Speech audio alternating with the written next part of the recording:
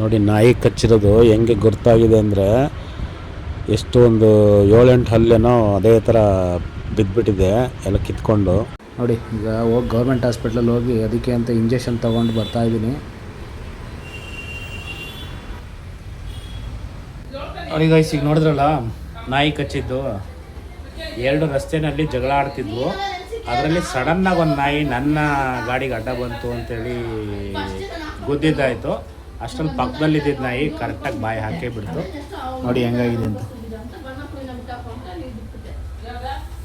ತುಂಬ ಡೀಪಲ್ಲಿ ಹೋಗಿದೆ ಅನಿಸುತ್ತೆ. ಈಗ ಹಾಸ್ಪಿಟ್ಲಿಗೆ ಹೋಗಿ ಅಲ್ಲಿ ಇರಲಿಲ್ಲ ಡಾಕ್ಟ್ರು, ಹಾಗಾಗಿ ಟಿ ಟಿ ಇಂಜೆಕ್ಷನ್ ಕೊಟ್ಟಿದ್ದಾರೆ, ಎಮರ್ಜೆನ್ಸಿಗೆ ಟಿ ಟಿ ಇಂಜೆಕ್ಷನ್ನು. ಮತ್ತೀಗ ಹೋಗಿ ರೆಗ್ಯುಲರ್ ಏನು ರೇಬಿಸ್ ಇಂಜೆಕ್ಷನ್ ಅಂತ ಕೊಡ್ತಾರೆ ಅದನ್ನು ಹಾಕ್ಸ್ಕೊಂಬರ್ಬೇಕು. ಇನ್ನೊಂದು ಅವರ್ ಬಿಟ್ಟು ಬರೋಕ್ಕೆ ಹೇಳಿದ್ದಾರೆ, ಇನ್ನೊಂದು ಅವರಲ್ಲಿ ಮತ್ತೆ ಹೋಗಬೇಕು. ನೋಡಿ ಗೈಸ್, ಅವಾಗಲೇ ಗೊತ್ತಾಗ್ತಿರಲಿಲ್ಲ ಅದು ಎಷ್ಟು ಡೀಪಾಗಿ ನಾಯಿ ಕಚ್ಚಿದೆ ಅಂತೇಳಿ. ಈಗ ನೋಡಿ ಪೂರ್ತಿ ಕ್ಲೀನಾಗಿ ಇನ್ನೂ ಡಬಲ್ ಸಲ 4 ಸಲ ವಾಶ್ ಮಾಡಿದ್ದೀನಿ. ಇವಾಗ ನೋಡಿ ಗೊತ್ತಾಗುತ್ತೆ. ಇವಾಗ ನೋಡಿ ಹೆಂಗೆ ಕಾಣ್ತಾ ಇದೆ ಅಂತೇಳಿ ಫುಲ್ಲು ಡೀಪಾಗಿ ಹೋಗಿದೆ. ನಿಜವಾಗ್ಲೂ ನಾಯಿಗಳು ಅದೇನಕ್ಕೆ ಬಿಟ್ಕೊಂಡಿದ್ದಾರೋ ನಮ್ಮ BBMPನವರು ಗೊತ್ತಿಲ್ಲ. ಬೆಂಗಳೂರಲ್ಲಿ ಎಷ್ಟು ನಾಯಿಗಳಿದ್ದಾವೆ ಅಂದರೆ ಒಂದೊಂದು ಏರಿಯಾದಲ್ಲಿ ಒಂಥರ ಹೋಗ್ಲಿಕ್ಕೆ ಭಯ ಆಗುತ್ತೆ, ಅಂಥ ಸಿಚುವೇಶನ್ ಇದೆ. ಬಟ್ ಇವ್ರು ಮಾಡಬೇಕು, ಯಾಕೆ ಮಾಡ್ತಾಯಿಲ್ಲ ನನಗೂ ಅರ್ಥ ಆಗ್ತಾಯಿಲ್ಲ. ಬಟ್ ಫಸ್ಟ್ ಟೈಮ್ ನಾನು ನಾಯಿ ಹತ್ರ ಕಚ್ಕೊಂಡಿರೋದು, ಫಸ್ಟ್ ಟೈಮ್ ಅದು ಹೆಂಗೆ ಅಂದರೆ ಡೀಪಾಗಿ ಹೋಗ್ಬಿಟ್ಟಿದೆ, ಸಣ್ಣ ಪುಟ್ಟ ಅಲ್ಲ. ಅದಕ್ಕೆ ಒಂದು ಟಿ ಟಿ ಇಂಜೆಕ್ಷನ್ ಕೊಟ್ಟಿದ್ರು, ಆಮೇಲೆ ಬರೋಕ್ಕೆ ಹೇಳಿದ್ರು. ಈಗ ಹಾಸ್ಪಿಟ್ಲಿಗೆ ಹೋಗ್ತಾಯಿದ್ದೀನಿ. ಈಗ ರೆಗ್ಯುಲರ್ ಏನು ಕೊಡ್ತಾರೆ, ಮೋಸ್ಟ್ಲಿ ರೇಬಿಸ್ಗೆ ಅಂತ ಏನು ಕೊಡ್ತಾರಲ್ಲ ಅದನ್ನು ಕೊಡ್ತಾರೆ. ಅದು ತೋರಿಸ್ತೀನಿ ನಿಮಗೆ, ಏನು ಕೊಟ್ಟರು ಅಂತ ಹೇಳ್ತೀನಿ. ಹಾಸ್ಪಿಟ್ಲಲ್ಲಿ ನೋಡಿ ವಿಶ್ವ ರೇಬಿಸ್ ದಿನ ಅಂತ ಸೆಪ್ಟೆಂಬರ್ 28ಕ್ಕೆ ಇಟ್ಟಿದ್ದಾರೆ. ಅಂದರೆ ಇವರೆಲ್ಲ ಪ್ರಕಾರ ಸೋಪಲ್ಲಿ ಮೊದಲು ತೊಳಿಬೇಕು, 1/4 ಗಂಟೆ ಸೋಪಲ್ಲಿ ತೊಳಿಬೇಕು. ಎಲ್ಲಿ ನಾಯಿ ಕಚ್ಚಿರುತ್ತೆ ಆ ಜಾಗ ಪೂರ್ತಿ ಅಂತ ಹೇಳ್ತಾರೆ. ನಾನು ಕೂಡ ಅದೇ ಥರ ಮಾಡಿದ್ದೀನಿ. ಈಗ ನೋಡಿ ಇದೇ ನಾಯಿ ನೋಡಿ ಕಚ್ಚಿದ್ದು ನನಗೆ. ಕಚ್ಚಾದ್ಮೇಲೆ ನೋಡಿ ಆರಾಮಾಗಿ ಮಲ್ಕೊಂಡ್ಬಿಟ್ಟಿದೆ. ನೋಡಿ ಜಸ್ಟು ಹಾಸ್ಪಿಟ್ಲಿಂದ ಬಂದೆ. ಹಾಸ್ಪಿಟ್ಲಲ್ಲಿ ಏನಂತಂದರೆ ಯಾವುದೇ ನಾಯಿ ಕಚ್ಚಿದ್ರು ಅಷ್ಟೇ ಮಿನಿಮಮ್ 4 ಇಲ್ಲ 5 ಬರೀತಾರೆ. ಇವರು 4 ಬರೆದಿದ್ದಾರೆ. ಅದು ಡೀಪಾಗಿ ಕಚ್ಚಿದ್ರು ಪರವಾಗಿಲ್ಲ, 4ಕ್ಕೆ ಇಂಜೆಕ್ಷನ್ ತೊಗೋಬೇಕು ಅಂತೇಳಿ. ಅದಕ್ಕೆ ಒಂದು ಟಿ ಟಿ ಇಂಜೆಕ್ಷನ್ ಕೊಟ್ಟರು. ಟಿ ಟಿ ಮತ್ತು ಇನ್ನೊಂದು ಬಂದು ಇನ್ನೂ 2, ಒಂದು ಲೆಫ್ಟ್ ಹ್ಯಾಂಡು ಒಂದು ರೈಟ್ ಹ್ಯಾಂಡಿಗೆ 1 ಟೈಮು, ಅಂದರೆ 1 ದಿನ. ಆ ರೀತಿ 4 ದಿನ ತೊಗೋಬೇಕು.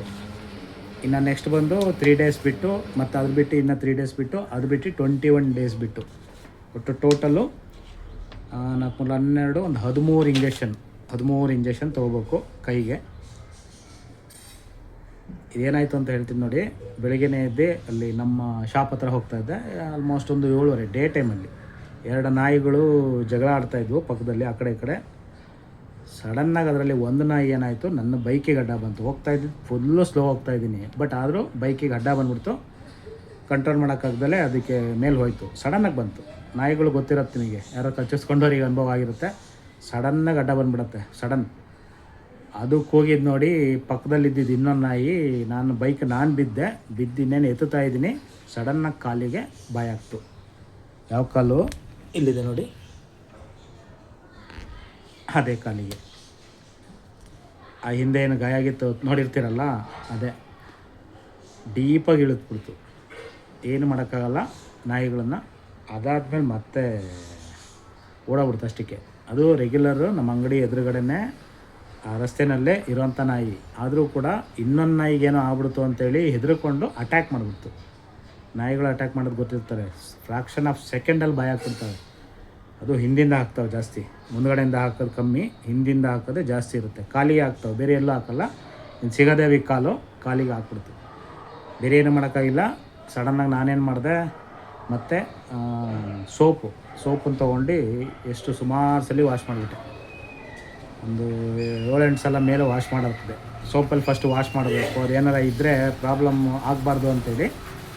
ಅಂದರೆ ಇದೆಲ್ಲ ಹುಚ್ಚು ನಾಯಿಗಳು ಕಚ್ಚಿದ್ರೆ ಎಫೆಕ್ಟು, ಬಟ್ ಇದು ನಾರ್ಮಲ್ ನಾಯಿ ಚೆನ್ನಾಗೇ ಇದೆ, ಹಾಗಾಗಿ ಏನು ಇಶ್ಯೂ ಇಲ್ಲ. ಇಂಜೆಕ್ಷನ್ಗಳೊಂದು ಕಂಪಲ್ಸರಿ ತೊಗೊಳ್ಳೇಬೇಕು. ಯಾಕಂದರೆ ಮುಂಚೆ ಈಗ ಎಲ್ಲರೂ ಡೆಲಿಕೇಟೇ, ಯಾರೂ ಸ್ಟ್ರಾಂಗಾಗಿರಲ್ಲ ಈಗೆಲ್ಲ, ಈಗಿನ ಫುಡ್ ಸ್ಟೈಲಿಗೆ. ಕಂಪಲ್ಸರಿ ರೇಬೀಸ್ ಇಂಜೆಕ್ಷನ್ ಅಂತ ಏನಿದೆಯಲ್ಲ ಅದೇ ಗೌರ್ಮೆಂಟ್ ಹಾಸ್ಪಿಟ್ಲಲ್ಲಾದರೆ ಫ್ರೀ ಮಾಡಿದ್ದಾರೆ, ₹1 ದುಡ್ಡಿಲ್ಲ, ಫುಲ್ಲು ಫ್ರೀ ಇಟ್ಟಿದ್ದಾರೆ. ಹಂಗಾಗಿ ಯಾರೇ ನಾಯಿ ಕಚ್ಚಿದ್ರು ಫಸ್ಟು ಸೋಪ್ ನೀರು ಹಾಕೊಂಡು ತೊಳ್ಕೊಳ್ಳಿ, ಸೋಪ್ ನೀರು ಹಾಕೊಂಡು ತೊಳ್ಕೊಳ್ಳಿ. ನಾನು ಹಂಗೆ ಮಾಡಿದೆ, ಸೋಪ್ ನೀರಲ್ಲಿ ಫುಲ್ಲು ಸೋಪ್ ಹಚ್ಚಿ ವಾಶ್ ಮಾಡಿದೆ. ಅದಾದಮೇಲೆ 1 ಅವರ್ ಬಿಟ್ಟು ಹೋಗಿದ್ದು, ಆವಾಗ 1 ಅವರ್ ಆಯಿತು, ಟಿ ಇಂಜೆಕ್ಷನ್ ಕೊಟ್ಟರು. ಆಮೇಲೆ ಡಾಕ್ಟ್ರ್ ಇಲ್ಲ ಅಂತೇಳಿ ಆಮೇಲೆ ಮತ್ತೆ ಹೋಗಿ ಈಗ ಮಾಡಿಸ್ಕೊಂಡು ಬಂದೆ. ಅದರಲ್ಲೇ ಕೊಟ್ಟಿದ್ದೀಗ ಇದು ಮೇಯ್ನು ಡೇ 1, ಡೇ 3, ಡೇ 7, ಡೇ 28 ಕೊಡ್ತಾರೆ.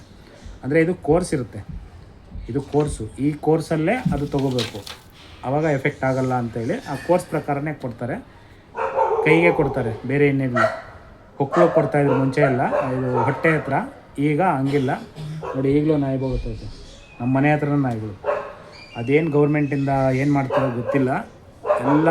ಎಲ್ಲ ಮನೆಗಳ ಹತ್ರನೂ ಎಲ್ಲ ಎಕ್ಸ್ಟೆನ್ಷನ್ಗಳಲ್ಲೂ ನಾಯಿಗಳು ಜಾಸ್ತಿ ಆಗಿದ್ದಾವೆ.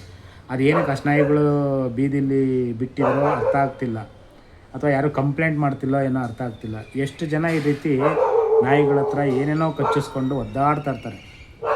ಅದರಲ್ಲಿ ನಾನು ಒಬ್ಬ ಆಗ್ಬಿಟ್ಟೆ, ಲೈಫಲ್ಲಿ ಫಸ್ಟ್ ಟೈಮ್ ಕಚ್ಚಿಸ್ಕೊಂಡಿದ್ದು. ಬಟ್ ಯಾರು ಸುಮಾರು ಜನ ಕೇಳಿದ್ದೀನಿ, ನನಗೆ ಅಲ್ಲಿ ಕಚ್ಬಿಡ್ತು ಇಲ್ಲಿ ಕಚ್ಬಿಡ್ತು ಅಂತೇಳಿ. ಸಡನ್ನಾಗಿ ಅಟ್ಯಾಕ್ ಮಾಡ್ತವೆ, ಏನೂ ಯೋಚನೆ ಮಾಡಲ್ಲ ಅವು, ಸಡನ್ನಾಗಿ ಅಟ್ಯಾಕ್ ಮಾಡ್ಬಿಡ್ತವೆ. ಅದರಲ್ಲೂ ನೈಟ್ ಟೈಮೆಲ್ಲ ಅಂತೂ ಭಯಂಕರ ಅಟ್ಯಾಕ್ ಮಾಡ್ತವೆ. ನೈಟಲ್ಲಿ ಯಾರು ಓಡಾಡೋಕ್ಕೆ ಆಗಲ್ಲ ಅಂಥ ಪರಿಸ್ಥಿತಿ ಈಗಿದೆ. ಅದಾದಮೇಲೆ ಇನ್ನೇನು ಇಂಜೆಕ್ಷನ್ ಆದಮೇಲೆ ಇದೊಂದು ಆಯಿಂಟ್ಮೆಂಟು ಬರ್ಕೊಟ್ರು, ಪೋವಿಡನ್ ಅಯೋಡಿನ್ ಅಂತೇಳಿ ಆಯಿಂಟ್ಮೆಂಟು. ಇದು ಗಾಯದ ಮೇಲೆ ಹಚ್ಚಕ್ಕೆ ಅಂತೇಳಿ ಬರ್ಸ್ಕೊಂಬಂದೆ. ಇಷ್ಟೇ, ಇದು ಬಿಟ್ಟು ಇನ್ನೇನಿಲ್ಲ.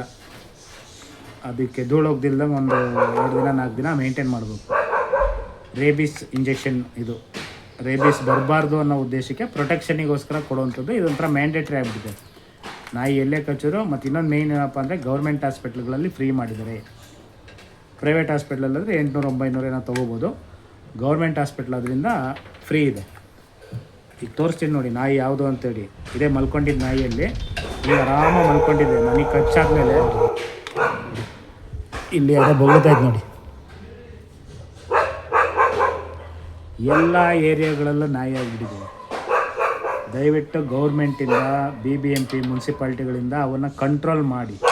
ಅವುಗಳಿಗಂತೂ ಹಿಡಿದು ಇಂಜೆಕ್ಷನ್ ಹಾಕಲ್ಲ. ಯಾರೋ ಹೇಳ್ತಿದ್ರು ಇಂಜೆಕ್ಷನ್ ಹೋಗ್ತಾ ಇದೆ ನೋಡಿ. ಇದೇ ರೀತಿ ಅಟ್ಯಾಕ್ ಮಾಡೋದು. ಚೂರು ಏನಾರ ಎಲ್ಲಾರ ಸೌಂಡ್ ಬಂದರೆ ಸಾಕು, ಕೂಗಾಡ್ತಾ ಇದೆ. ಅವುಗಳದೇ ರಾಜ್ಯಭಾರ ಅನ್ನಂಗೆ ಆಗ್ಬಿಟ್ಟಿದೆ. ಅವುಗಳದೇ ರಾಜ್ಯಭಾರ ಆಗ್ಬಿಟ್ಟಿದೆ.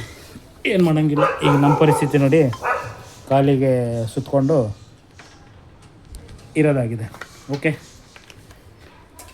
ಇದು ಕೂಡ ಲಾಗ್ ಮಾಡಿ ವಿಡಿಯೋ ಮಾಡೋಂಥ ಪರಿಸ್ಥಿತಿ ಆಗಿದೆ. ಏನೋ ಜನಕ್ಕೆ ಇನ್ಫಾರ್ಮೇಷನ್ ಹೋಗಲಿ, ಇನ್ಫಾರ್ಮೇಷನ್ ಇರಲಿ, ನಾಯಿಗಳಿಂದ ಆದಷ್ಟು ದೂರ ಇರಿ ಅಂತೇಳಿ ನನ್ನಿದು. ಎಲ್ಲರ ನಾಯಿಗಳಿದೆ ಅಂದರೆ ದಯವಿಟ್ಟು ಸಣ್ಣ ಮಕ್ಕಳನ್ನ, ದೊಡ್ಡವ್ರಿಗೆ ಹಿಂಗಾದರೆ ಓಕೆ. ಇದು ಅದ್ರ ಮೇಲೆ ನನ್ನ ಬೈಕ್ ಹೋದ್ರಿಂದ ಅದು ಅಟ್ಯಾಕ್ ಮಾಡ್ತು. ಅದು ಅನಿವಾರ್ಯವಾಗಿ ಅಡ್ಡ ಬಂತು, ಬೈಕಿಗೆ ಸಿಗಾಕೊಂತು, ಅದು ಅಟ್ಯಾಕ್ ಮಾಡಿರೋದು. ಇದು ಇದೇ ರೀತಿ ಸಣ್ಣ ಮಕ್ಕಳೇನಾರ ಅಕಸ್ಮಾತ್ ನೈಟ್ಗಳಲ್ಲಿ ಮಕ್ಕಳೇನಾರ ಓಡಾಡಿಬಿಟ್ರೆ ಮಾತ್ರ ಯಾರು ಕಳಿಸ್ಬೇಡಿ. ನೈಟ್ಗಳಲ್ಲಿ ನಾಯಿಗಳಿದ್ದರೆ ಮಾತ್ರ ಯಾವುದೇ ಕಾರಣಕ್ಕೂ ಓಡಾಡಕ್ಕೆ ಬಿಡಬೇಡಿ. 3, 4, 5 ನಾಯಿಗಳು ಸೇರಿಕೊಂಡು ಅಟ್ಯಾಕ್ ಮಾಡಿಬಿಡ್ತವೆ. ಭಾಳ ಡೇಂಜರಸ್ ಅದು. ಸಣ್ಣ ಮಕ್ಕಳು ಮಾತ್ರ ನೈಟ್ ಮೂಮೆಂಟ್ಗಳಲ್ಲಿ, ನೈಟ್ ಟೈಮ್ಗಳಲ್ಲಿ ಯಾವುದೇ ಕಾರಣಕ್ಕೆ ನಾಯಿಗಳಿರೋ ಕಡೆ ಮಾತ್ರ ಕಳಿಸ್ಬೇಡಿ. ಅದೇನೇ ಆಗಲಿ, ಯಾವುದೇ ಕಾರಣಕ್ಕೆ. ಡೇಗಳಲ್ಲೂ ಅಷ್ಟೇ, ಡೇಗಳಲ್ಲಾದರೂ ಅಟ್ಯಾಕ್ ಮಾಡ್ತವೆ. ನೈಟ್ಗಳಲ್ಲಿ ಇನ್ನೂ ಜಾಸ್ತಿ ಮಾಡ್ತವೆ. ನೈಟ್ಗಳಲ್ಲಿ ಯಾರೂ ಹೊರಡಲ್ಲ, ಚೂರು ಸೌಂಡ್ ಆದರೆ ಸಾಕು ಎಲ್ಲ ಒಟ್ಟಾಗ್ಬಿಡ್ತವೆ. ಒಂದು ನಾಯಿ ಕೂಗ್ತು ಅಂದರೆ ಎಲ್ಲ ನಾಯಿಗಳು ಕೂಗ್ಬಿಡ್ತವೆ, ಎಲ್ಲ ಅಲರ್ಟ್ ಆಗಿಬಿಡ್ತವೆ. ಎಲ್ಲ ಅಲರ್ಟ್ ಆಗಿ ಬಂದು ಅಟ್ಯಾಕಿಗೆ ನಿಂತ್ಕೊಂಡ್ಬಿಡ್ತವೆ. ಇದಕ್ಕೇನಾರ ನೀವು ಗೌರ್ಮೆಂಟಿಂದ ಏನಾರ ಒಂದು ಸೊಲ್ಯೂಷನ್ ಮಾಡಿ ಇಂಥದಕ್ಕೆ. ತುಂಬ ಪ್ರಾಬ್ಲಮ್ ಇದೆ. 1 ಏರಿಯಾ 2 ಇದು ಯಾರು ಕಂಪ್ಲೇಂಟ್, ನಾನೇನು ಕಂಪ್ಲೇಂಟ್ ಕೊಡೋಕ್ಕೆ ಬರುತ್ತಾ ನಾಯಿ ಕಚ್ಚಿತು ಅಂತೇಳಿ? ಏನಿಲ್ಲ. ಬಟ್ ನಾಯಿನ ಹಂಗಂತೇಳಿ ನಾನೇನು ಹೊಡೆದು ಸಾಯ್ಸೋಕ್ಕೆ ಬರುತ್ತಾ? ಅದು ಆಗಲ್ಲ. ನೋಡಿ ಹೆಂಗಿದೆ ಪರಿಸ್ಥಿತಿ. ದಯವಿಟ್ಟು ಇದಕ್ಕೆ ಏನಾರ ಆ್ಯಕ್ಷನ್ ತೊಗೋಬೇಕು ಗೌರ್ಮೆಂಟ್ಗಳಿಂದ, ಮುನ್ಸಿಪಾಲ್ಟಿಗಳಿಂದ, BBMP ಏನಿರುತ್ತಲ್ಲ ಇವರು. ನೀವು ಆ್ಯಕ್ಷನ್ ತೊಗೋಬೇಕು. ಏನೋ ತೊಗೊಂಡಲ್ಲಿ ಬಿಟ್ಟಿನೇ ಜಾಸ್ತಿ ಆಗಿಬಿಟ್ಟಿದೆ. ಒಂದೊಂದು ಏರಿಯಾಗಳಲ್ಲಿ ಹೆಜ್ಜೆ ಇಡೋಂಗಿಲ್ಲ ಯಾರು, ಹಂಗೆ ಅಟ್ಯಾಕ್ ಮಾಡ್ತವೆ. ಬಟ್ ಎಲ್ಲ ಸುಮ್ಮನೆ ಇರ್ತಾರೆ. ಏನೋ ನಾಯಿಗಳಿದ್ದರೆ ಕಳ್ತನ ಆಗಲ್ಲ ಹಂಗೆ ಹಿಂಗೆ ಅಂತ ಏನೇನೋ ಕಥೆಗಳನ್ನು ಹೇಳ್ತಾರೆ. ಅದೆಲ್ಲ ಅಲ್ಲ. ದಯವಿಟ್ಟು ಇದಕ್ಕೆ ಯಾರು ಸಂಬಂಧಪಟ್ಟವರು ಅವರು ದಯವಿಟ್ಟು ಆಕ್ಷನ್ ತಗೊಳ್ಳಿ. ಓಕೆ, ಇಷ್ಟು ಹೇಳ್ತಾ ಇವತ್ತಿನ ಬ್ಲಾಗು ಕ್ಲೋಸ್ ಮಾಡ್ತಾಯಿದ್ದೀನಿ. ನೆಕ್ಸ್ಟ್ ಸಿಗುವ. ಓಕೆ, ಇನ್ ಕೇಸ್ ಏನಾರ ವೀಡಿಯೋ ಇಷ್ಟ ಆದರೆ ದಯವಿಟ್ಟು ಲೈಕ್ ಮಾಡಿ, ಸಬ್ಸ್ಕ್ರೈಬ್ ಮಾಡಿ ಚಾನಲ್ನ, ಹರೀಶ್ ಶೆಟ್ಟಿ ಲಾಗ್ಸ್ ಅಂತ. ಓಕೆ, ಬಾಯ್.